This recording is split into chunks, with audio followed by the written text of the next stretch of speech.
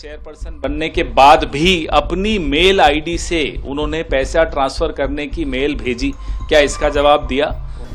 It was a really shocking situation when the SEBI chairperson itself is involved in this.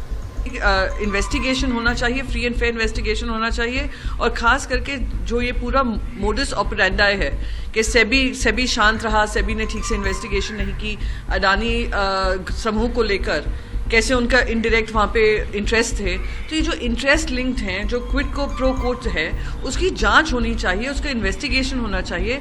और हम ये और पुरजोर तरीके से मांग करेंगे कि सिर्फ सुप्रीम कोर्ट ही नहीं, पार्लियामेंट में भी इसकी जांच होनी चाहिए। भाई गैंग्स का काम तो भाजपा का है, हमारा नहीं है। वो गैंग्स ऑफ वासेपुर देखी थी ना आपने, गैंग्स चल रहे हैं, कभी गुजरात के आ जाते हैं, कभी कहीं के आ जाते हैं, तो वो तो ये लोग जाने। लेकिन जो तथ्यात्मक बिंदुवार मुद्दे हिंडनबर्ग ने उठाए हैं, उसका बिंदुवार जवाब सेबी कब देगा, प्रधानमंत्री कब देंगे, निर्मला सीतारमन जी कब देंगी, हम उस तारीख की इंतजार कर रहे हैं।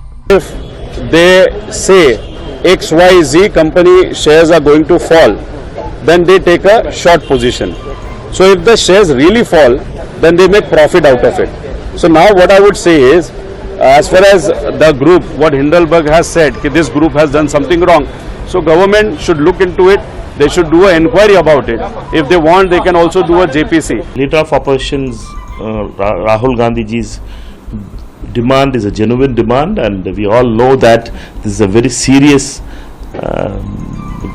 issue, and we need to understand that a neutral umpire like position SEBI chairperson has compromised with the player who had Adani Group, and Adani's, she has been reporting to the Adanis than to the government in a better in this whole issue. In Supreme Court has also been misled. SEBI chairwoman Madhavi Puch and her husband had an interest in one of those funds. This is an explosive allegation because it alleges that the umpire herself is compromised. We are demanding for a JPC inquiry on it. Earlier also we demanded a JPC inquiry.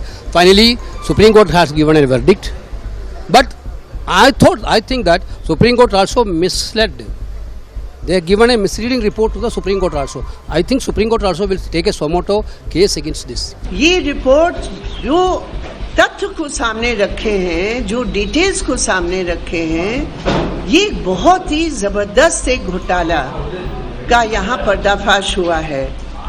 उसमें जो जांच करने वाले सेबी हैं, वो सेबी के chairperson जब इस संदेह के घेरे में आ गए हैं, तो निश्चित रूप पर जो पूरा जांच अडानी के बारे में हुआ था, वो साबित हो गया है कि ये जांच की कोई क्रेडिबिलिटी तो है नहीं। तो अभी सेबी चेयरपर्सन के नाम जब आ गया है, तो पहले बात ये है, ये सरकार की जिम्मेदारी बनती है कि सेबी चेयरपर्सन से तुरंत इस्तीफा लिया जाए। जो उनकी कंपनीज ने इन्वेस्टमेंट्स ऑफशोर कंपनीज में कर रखी थी, क्या इसका खुलासा सेबी चेयरपर्सन बनने से पहले उन्होंने किया था?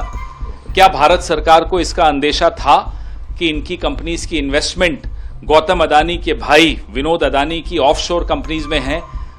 अगर इसकी जानकारी थी तो इनको चेयरपर्सन क्यों बनाया सेबी का?